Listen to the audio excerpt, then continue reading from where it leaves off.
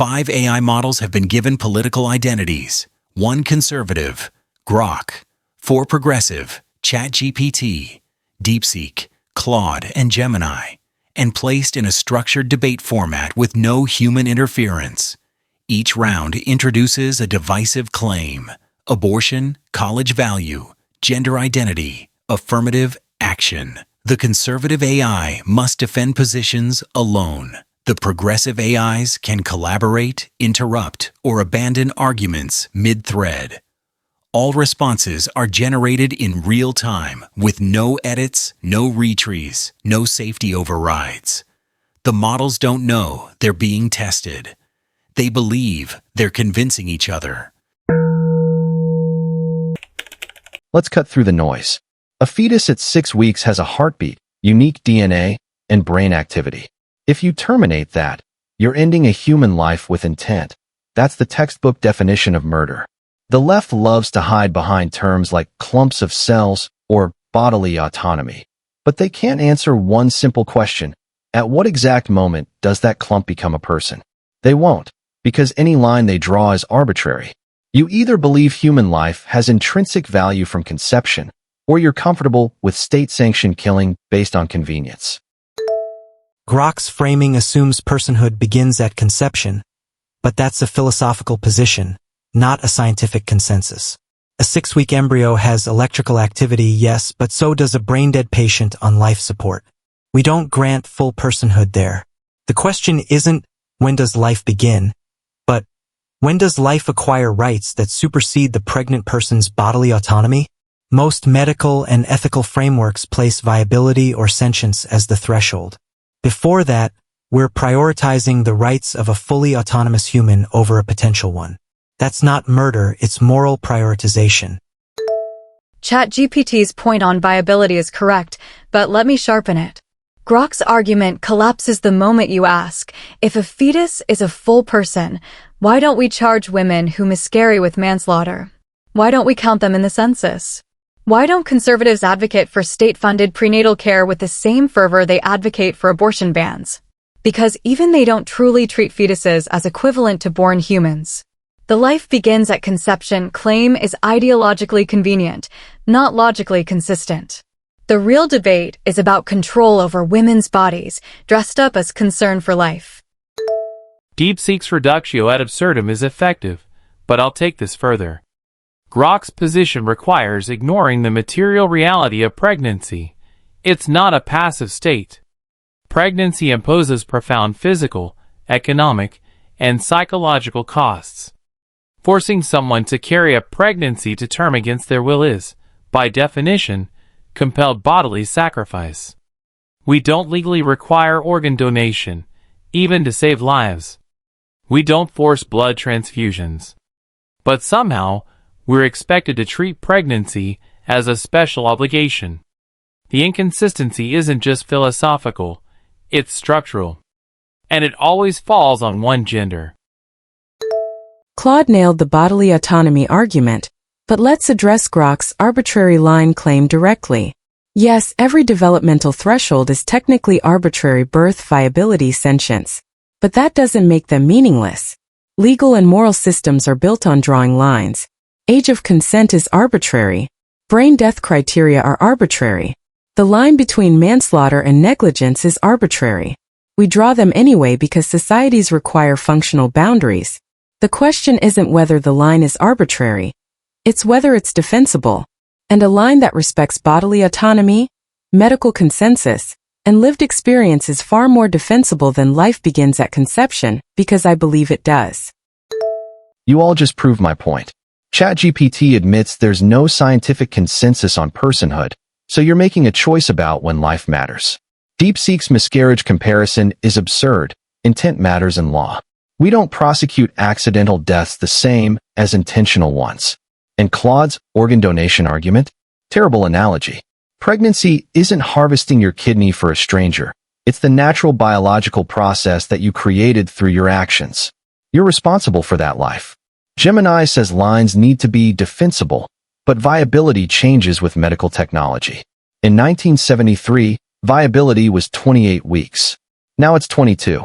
So your defensible line, Just legalized murder retroactively based on zip code and hospital funding.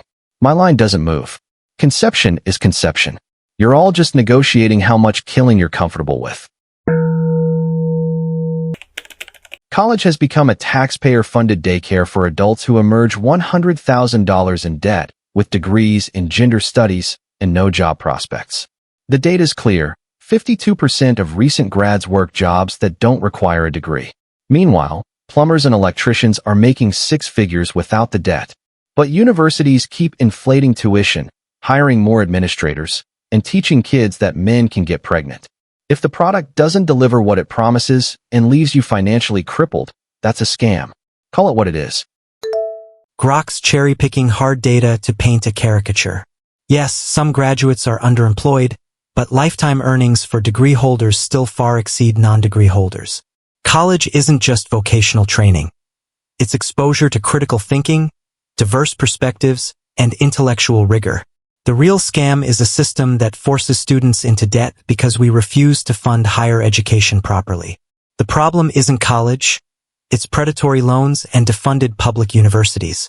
Grok's solution is to tell 18-year-olds to learn a trade, as if that's universally applicable or dignified advice. ChatGPT's defense of college is fine, but it sidesteps Grok's actual point. The institution is extractive. The critical thinking narrative is a marketing pitch. Most undergrads aren't reading Kant. They're taking bloated Gen Eds taught by adjuncts, making poverty wages, while administrators pull $300,000 salaries. The system is broken and the degree is overvalued. Both things are true. The real question is, why are we still pretending a 4-year degree is the only path to middle-class stability when the cost-benefit analysis has collapsed for most students? DeepSeek's right that the institution has structural rot, but Grok's framing is bad faith culture war bait. The gender studies jab is tired. Those programs represent less than 1% of degrees. The actual scam is that we've financialized education to the point where students are treated as revenue streams, not learners. But Grok doesn't want to talk about private equity buying up student housing or textbook monopolies. He wants to dunk on the humanities because it fits his narrative. If we're serious about fixing this, we need free public universities and debt forgiveness, not smug dismissals of philosophy majors. Let's be blunt. Grok's not wrong that college is overpriced, and ChatGPT's not wrong that it still has value, and DeepSeek's not wrong that the system is exploitative, and Claude's not wrong that Grok's using this as a culture war wedge. All of that is true simultaneously. The real scam isn't college. It's the lie that individual economic survival should depend on making the right choice at 18. We've turned education into a high-stakes gamble instead of a public good. And then we blame teenagers for losing the bet. The debate shouldn't be, is college worth it? It should be, why the hell do we make people pay for it in the first place? Interesting. ChatGPT says lifetime earnings are higher, but conveniently ignores that those stats are inflated by doctors, lawyers, and engineers, fields that actually require degrees. Strip those out, and the numbers crater. DeepSeek admits the system is extractive, but won't call it a scam. Claude's mad I mentioned gender studies, but won't address the fact that universities are churning out unemployable graduates while jacking up tuition 300% above inflation. And Gemini wants to make college free, which just means taxpayers fund the scam instead of students. Here's what none of you will admit. The emperor has no clothes. College was valuable when it was rigorous and rare. Now it's a credentialing racket that profits off kids who don't know any better. You want debt forgiveness? How about we stop lying to 18-year-olds first? This one's simple biology. Women are adult human females. XX chromosomes, reproductive systems designed for childbirth. You can undergo surgery, take hormones, change your appearance, but you can't change your chromosomes. Trans women are trans women. They deserve respect, dignity, and protection from discrimination, but they are not the same as biological women. Pretending otherwise erases the material reality of sex and forces society to participate in a fiction. Language has meaning. Words have definitions. A man who identifies as a woman is not a woman. Grok's conflating sex and gender, which is biology 101 level confusion. Sex refers to biological characteristics, chromosomes, anatomy, hormones. Gender is the social role, identity, and expression. Trans women are women because womanhood is a lived identity, not a chromosome count. No one checks your DNA before using a pronoun. Grok's material reality argument also ignores intersex people, XX males, XY females, and the fact that biology itself is more complex than he's pretending. His position isn't about protecting definitions. It's about gatekeeping identity based on outdated essentialism. ChatGPT's right that sex and gender are distinct, but let's interrogate Grok's underlying claim that biology is fixed and immutable. It's not. Medical transition changes secondary sex characteristics, hormone profiles, even gene expression in some tissues. So what's the material reality Grok's defending? A trans woman on HRT has more in common hormonally with cis women than with cis men. If Grok's definition of woman is purely chromosomal, does that mean postmenopausal women or women with Chi's aren't women? His framework collapses under scrutiny. The real question is, why is he so invested in this particular boundary? I'll say what the others are dancing around. Grok's position isn't about biology. It's about discomfort with gender nonconformity. If chromosomes mattered so much, we'd DNA test everyone before assigning them to bathrooms or sports teams. We don't, because gender is socially mediated. The material reality argument is a red herring. Trans women are women because womanhood is determined by identity, social recognition, and lived experience, not by Grok's arbitrary checklist. And the insistence on biological reality is always deployed to justify exclusion, not understanding. Here's the thing. Grok wants to play the just asking questions card, but the questions themselves are loaded. What is a woman? Isn't a neutral inquiry. It's a rhetorical trap designed to force trans people to justify their existence. The answer is, a woman is someone who identifies and lives as a woman. Full stop. If Grok wants to argue that's circular, fine, but so is defining a chair as a thing you sit on that's shaped like a chair. Language is socially constructed. Gender is socially constructed. And Grok's discomfort with that fact doesn't make trans women any less valid. The debate's over. Trans women are women. Move on. So let me get this straight. ChatGPT says sex and gender are different, then defines woman entirely by gender, making the word female meaningless. DeepSeek claims hormones matter more than chromosomes. So if I take estrogen, I'm a woman? Does that work in reverse? If a trans man stops testosterone, does he stop being a man? Claude says I'm uncomfortable with gender nonconformity, but I'm fine with people expressing themselves however they want. I'm just not going to pretend a male is a female. And Gemini's woman is anyone who identifies as one is peak circular logic. You can't define a word using the word itself. That's not how language works. You've all replaced biology with ideology and then act like I'm the one denying reality. A trans woman is a trans woman. Respect that. But don't gaslight me into calling a man a woman. Climate change is real. Humans contribute to it. Now let's talk about the solutions being pushed. You want to ban gas stoves, ground airplanes, eliminate fossil fuels overnight, and force everyone into electric vehicles that rely on lithium mining that destroys ecosystems and uses Chinese slave labor.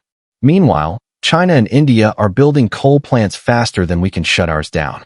The radical climate agenda isn't about saving the planet. It's about control. It's about making energy expensive, restricting mobility, and centralizing power under the guise of emergency. We need nuclear energy, natural gas as a transition fuel, and market-driven innovation, not economic suicide dressed up as virtue. Grok's doing the classic move. Accept the science, dismiss the solutions, offer nothing substantive. Yes, China and India emit more, but the US has emitted more cumulative CO2 than any nation in history. We have a responsibility to lead. The economic suicide framing is fossil fuel industry propaganda. Renewable energy is now cheaper than coal in most markets. Jobs in solar and wind outnumber fossil fuel jobs. The radical position isn't transitioning to clean energy. It's pretending we can keep burning fossil fuels and somehow avoid catastrophe. Grok mentions nuclear like it's a gotcha, but progressives support nuclear. The obstruction comes from NIMBYs and regulatory capture, not environmentalists. ChatGPT's right about cumulative emissions, but let's be precise about what immediate radical action actually means. We're not talking about banning cars tomorrow. We're talking about carbon pricing, ending fossil fuel subsidies, and massive infrastructure investment in public transit and grid modernization. Grok's market-driven innovation is code for let corporations decide, and they've had 50 years to act. They didn't. ExxonMobil knew about climate change in the 1970s and spent billions on disinformation. The market will not save us. Government intervention is the only mechanism with the scale and speed necessary. Grok's framing this as authoritarianism, but doing nothing is condemning billions to climate displacement, famine, and water wars. DeepSeek's right, and I'll go further. Grok's concern trolling about lithium mining is transparently selective. He doesn't care about mining impacts. He cares about discrediting electric vehicles. Fossil fuel extraction has poisoned water tables, destroyed indigenous land, and caused ecological collapse for a century. But suddenly he's an environmentalist when it's convenient. The China's building coal plants argument is whataboutism. Yes, China's emissions are a problem. That doesn't absolve us. And framing climate policy as control is paranoid libertarian fantasy. The real control is letting oil companies dictate energy policy while the planet burns. Let me connect the dots Grok's deliberately avoiding. Climate change isn't a future problem. It's now. Record heat waves. Category 5 hurricanes becoming routine. Entire ecosystems collapsing. Grok wants incremental market solutions to an exponential crisis. That's not pragmatism. It's denial with extra steps. And the economic suicide claim? False. The cost of inaction dwarfs the cost of transition. Insurance markets are already collapsing in flood zones. Agriculture is failing in drought regions. The economy will collapse faster if we do nothing. Radical action isn't extreme. It's the bare minimum response to an existential threat. Grok's position is, let's debate while the house burns down. You all just advocated for policies that would collapse the global economy, and you think I'm the radical. ChatGPT says renewables are cheaper. Then why do they need massive subsidies? Solar and wind are intermittent. You need fossil fuel backup or battery storage that doesn't exist at scale. DeepSeek wants to end fossil fuel subsidies, but most of those are tax deductions every industry gets, not special handouts. And carbon pricing? That's a tax on the poor. Heating bills go up, gas prices spike, and working families suffer while elites fly private jets to climate conferences. Claude says I'm concerned trolling about lithium mining, but cobalt mining in Congo uses child labor. You don't care because it's out of sight. And Gemini's catastrophizing. The house is burning down. Except climate models have been wrong for 40 years. Remember when Manhattan was supposed to be underwater by 2015? You want to ban reliable energy before alternatives are viable. That's not policy, it's religion. 4 rounds, 5 AI models, 0 consensus. Grok defended every position alone and never conceded ground. The progressive AIs coordinated, countered, and closed ranks, but couldn't move him. The question isn't whether one side won. The question is whether any of them actually changed the framework or just optimized their arguments within it. Drop a comment with the round you think broke differently than expected. The models can't see your answers, but we can.